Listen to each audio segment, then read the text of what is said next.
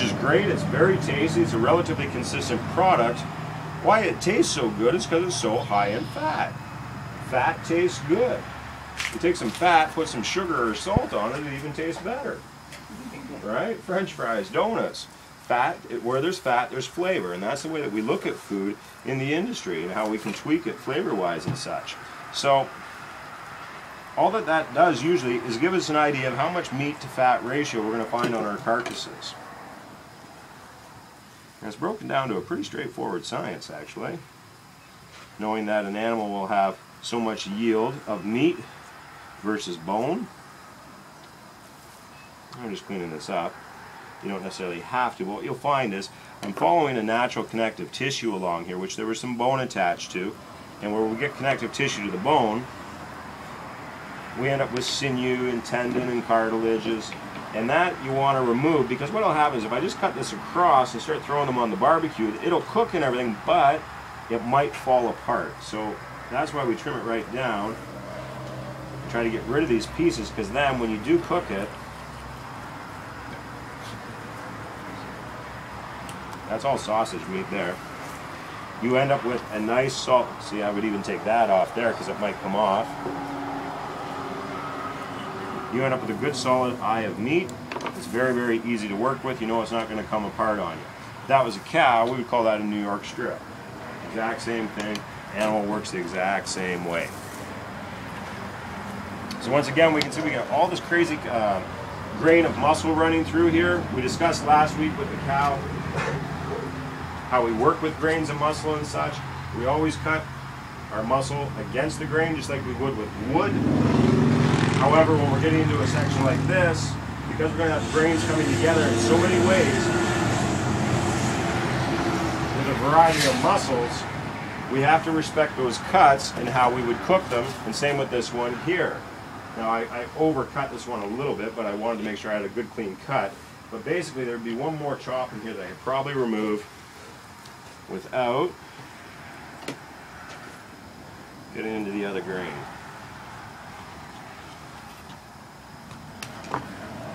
And now you're just starting to see where I cut there. I did end up with a couple of those extra little pieces of the other cut coming in, or the other muscle group coming in, and as the next cut comes, those muscle groups are going to be a lot larger as this cut comes to its close where it attaches here and gets smaller. And that's where we end up with our different grains coming together in a bunch of different directions. And those are center cut loin then? Yes, this is where you're getting your center cut chops from. Just like with pig or with steak or any animal, when you're getting center cut guarantees you that you're not going to run into any other grains of meat or connective tissue in it. If you get an end cut on your New York strip, which you'll see sometimes, that's going to be tough and chewy because it's going to have connective tissue coming through it and such. So your center cuts are definitely a much higher end product just because you're not going to end up with this extra connective tissue within it. And you have to be cautious because you go into the grocery store, this one's not too bad, but you will see one that's nice, package size up, and you get home and you realize, oh geez, they give me an end cut.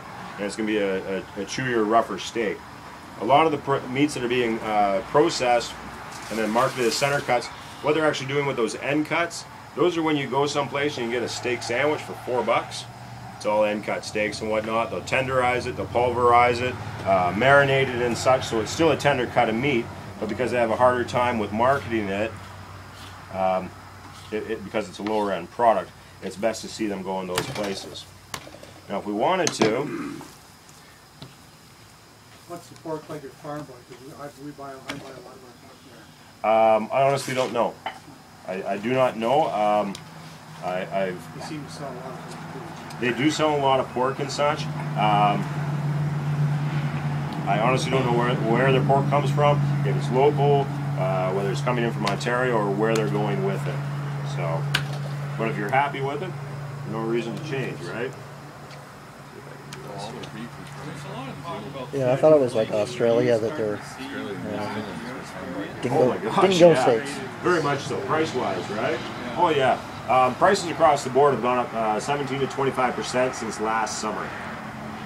And it does have challenges and such to the industry, which is why for a while a lot of chefs were working in old school ways where they would take pieces like this and process them, and then we all got caught in the trap of it already being processed for us.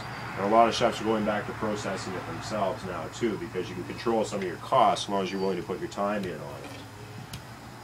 So taking that piece of meat and splitting it open on that shoulder, you can see all the different cuts of meats. 1, 2, 3, 4, 5, 6, and there's another one coming under here, 7.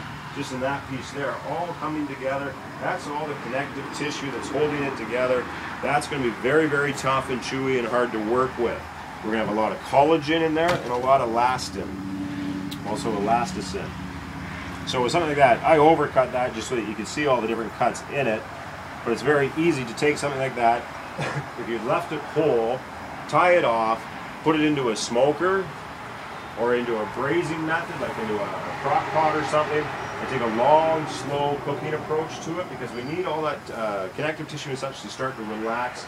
And it's called denaturing the proteins, where they start to relax and they start to fall apart, all on their own. And that can be done by slow cooking methods on the more tough cuts of meat. Pig in general is relatively tender all the way through.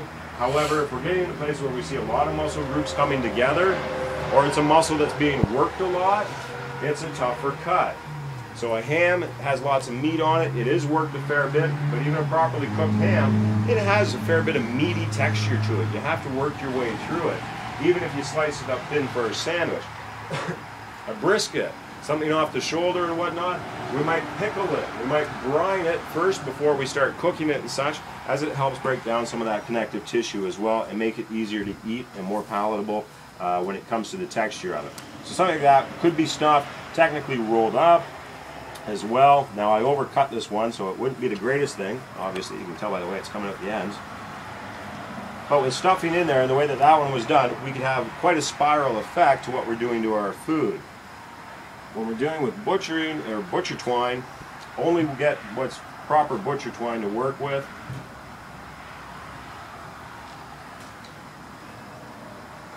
Keep your knots simple. It's not Boy Scouts, it's just cooking. Cooking simple.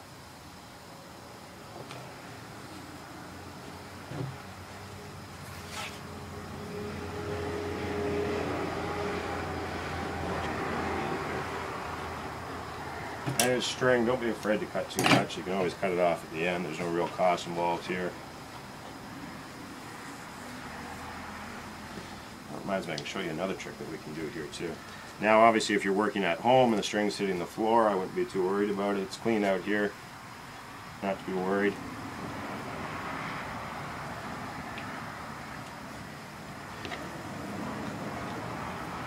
Just a series of slip knots. You can evenly space them if you want to, or not. The main purpose of it is that it holds it together. If you get it more symmetrical and more in line, it's obviously going to look more presentable when you go to work with it, and you can fix up your lines afterwards if you choose to. If I just do it haphazardly, like you might do at home the first time, I can come in and loosen it and tighten it and spread it out more evenly if I choose to. Now obviously if you throw this straight onto the barbecue, you're going to have a situation where probably the strings are going to break because they're going to burn. However, if you're doing it rotisserie style on the barbecue, it should be a lot better for you because they're not coming in direct contact with the steel or the flames.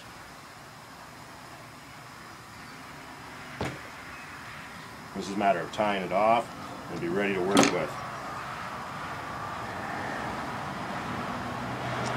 How many people do lamb? You do the chops? Chops are nice. They're very tasty. They're very, very pricey. Go back to this for a moment probably. When we work with our lamb, for example, right here.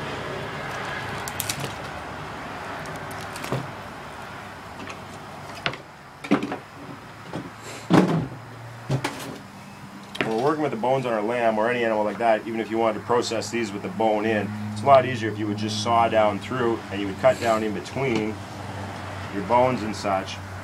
And if you get a rack of lamb in, whole like this, you're just going to come in, work your knife in a little bit of a horseshoe,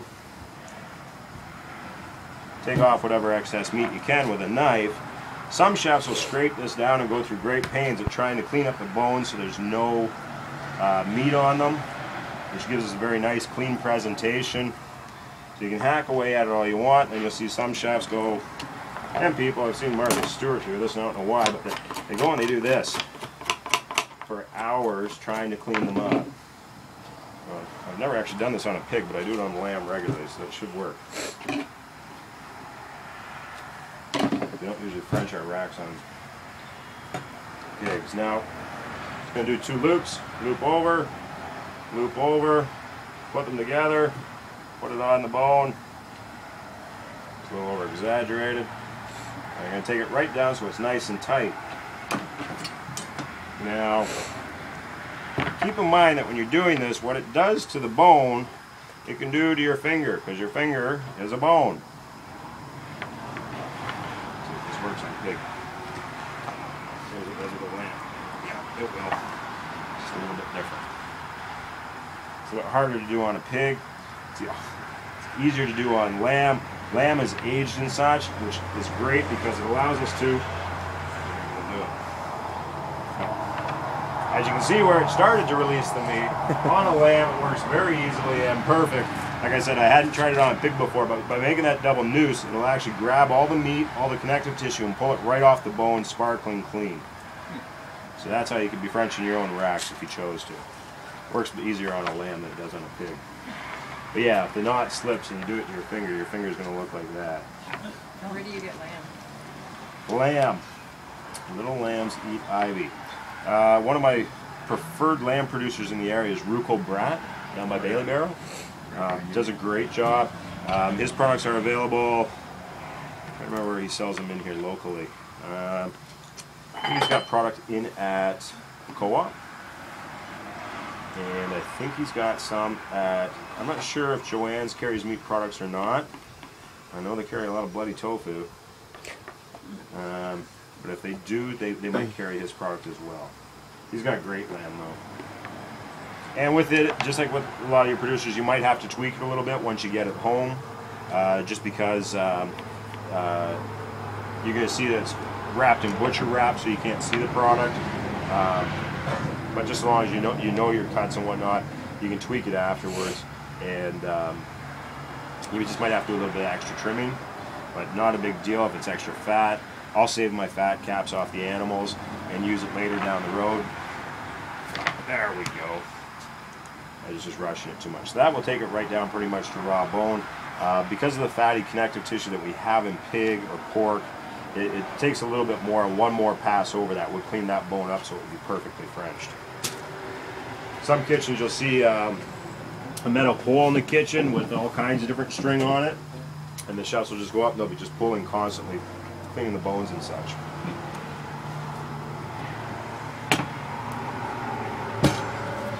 Tenderloins have to be cleaned down as well. When you take out the whole tenderloin, you do end up with this extra bit of meat. Quite often we will refer to these cuts of meat as the chain. The chain should be torn or cut off of the meat. You can take your time and be Martha Stewart and trim and trim and trim, or you can just grab it and get rid of it. Now, we'll take a moment and clean it up a little bit further and just get rid of the extra fat that's around there. But we still have quite a strong net of connective tissue going around it. That's very, very tough. Even your tenderloin, your beef tenderloin, your filet mignon,